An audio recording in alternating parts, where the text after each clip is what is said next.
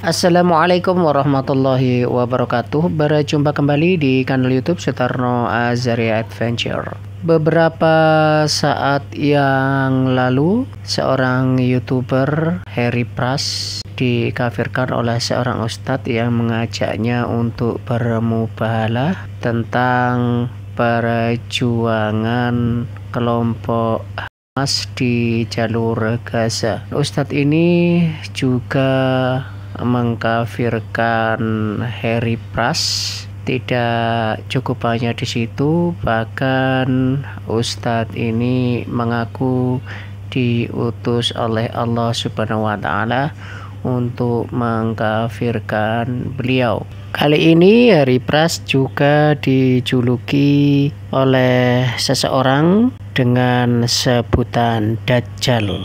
Baiklah, mari kita ikuti video selengkapnya di kanal YouTube Harry Pras. Barakallahu fikum. Wassalamualaikum warahmatullahi wabarakatuh. Banyak sekali stempel yang dilekatkan kepada Harry Pras oleh mereka yang membenci video-video data yang saya sampaikan, sampai-sampai mereka ini memberikan stempel kepada saya bahwa Harry Pras itu adalah agen Zionis, Yahudi pesek, Murji'ah. Pokoknya banyak teman-teman. Bahkan yang terakhir ini, entah ini yang terakhir atau akan ada lagi nanti stempel-stempel kepada Harry Pras, bahwa Harry Pras sekarang dijuluki Dajjal, teman-teman.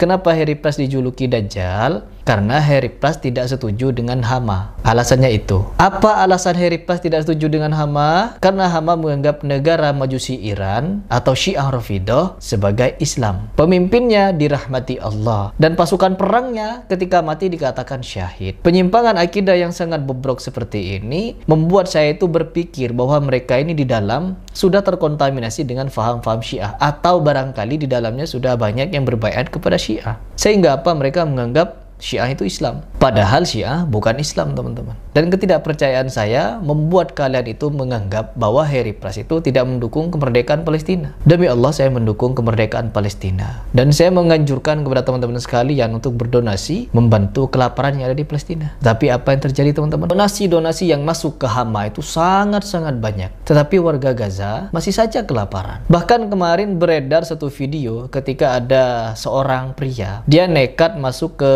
camp Hama lalu mencuri makanan. Apa yang terjadi? Digebukin, teman-teman. Ada videonya. Dan beredar berita juga bahwa petinggi Hama membuka usaha restoran, teman-teman, bernilai 33 miliar. Sangat fantastik. Saya kalau berbicara masalah hal seperti ini sangat-sangat miris. Ketika anak-anak Gaza, perempuan-perempuan, lansia-lansia di sana kekurangan makanan, kekurangan air bersih, kehilangan tempat tinggal, mereka hidup mewah. Banyak data fakta yang tidak bisa kita paparkan secara media karena ada pertentangan dari YouTube atau dari media sosial lainnya. Banyak juga video-video saya upload di Instagram, di take down oleh Instagram. Karena apa? Simbol-simbol terorisme dan lain sebagainya. Ya, fakta tetap fakta, teman-teman. Kalian ketika ada salah satu orang yang menganggap, Arab Saudi itu tidak pernah membantu Palestina, tidak pernah menurunkan militer ke sana, hanya mengirimkan kain kafan. Itu fitnah, teman-teman. Arab Saudi tidak mengirimkan militer karena memikirkan ibadah haji dan umroh agar tenang, agar aman. Kalau Saudi turun tangan sampai perang, maka perang ini akan melebar ke tanah Saudi, teman-teman. Dan itu sangat tidak menguntungkan kepada Muslim Sunni di sana. Karena apa? Bisa menyebabkan kehancuran. Ya, tidak akan ada haji dan umroh lagi. Dan kalau berbicara masalah bantuan uang, sangat-sangat membludak Saudi ini membantu Palestina. Dan begitu pun dengan negara-negara Arab lainnya. Bayangkan, teman-teman, ketika Harry Pras menentang hal seperti ini, langsung dicap Dajjal. Ya, foto Harry Pras dikasih tulisan di sini Dajjal. Dajjal dari Indonesia. Apakah kalian tidak mempelajari hadis? Bahwa hadis-hadis yang berbunyi dari manakah Dajjal ini berasal? Dari mana? Dari Iran, teman-teman. Dari negeri Majusi, Rafidah. Kalian tidak perlu menutup kuping dan mata bahwa fakta memang mengungkapkan pendiri Syiah adalah orang Yahudi. Dan hubungan Syiah Yahudi itu sangat-sangat mesra. Cuma saja kita di depan ini melihat mereka seolah-olah berantem. Di belakang mereka berangkul-rangkul, teman-teman. Agar kalian tahu, sinagog-sinagog di Iran sana megah, sangat-sangat megah. Tapi orang-orang Sunni di sana beda cerita, teman-teman. Muslim Sunni di Iran sana kalau kita berbicara masalah orang-orang Syiah, yang dimana ketika mereka mulai memiliki kekuatan, power di negara Irak, di negara Suriah, di negara Lebanon, dan lain sebagainya, mereka melakukan kerusakan dan penghancuran terhadap masjid-masjid Sunni. Bahkan tidak segan untuk menghabisi orang-orang Sunni, teman-teman. Tapi kepada Yahudi, no. Di Iran sana banyak sinagog, tapi tidak ada yang dihancurkan oleh Yahudi. Tapi tidak ada satupun yang dihancurkan oleh Syiah. Tapi kalau masjid, lalu bagaimana kita bisa mempercayai bahwa mereka ini benar-benar perang dengan...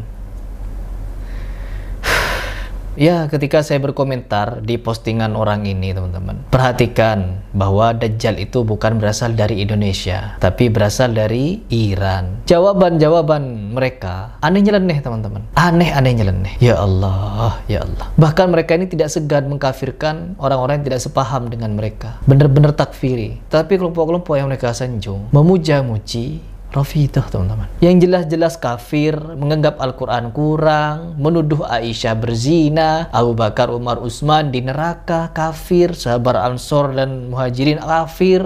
Orang-orang sejenis seperti ini oleh orang-orang yang mereka anggap pejuang, dianggap sebagai Islam, dianggap sebagai mujahidin, dianggap sebagai orang yang dirahmati Allah. Malu kalian kelak bertemu dengan Umar bin Khattab.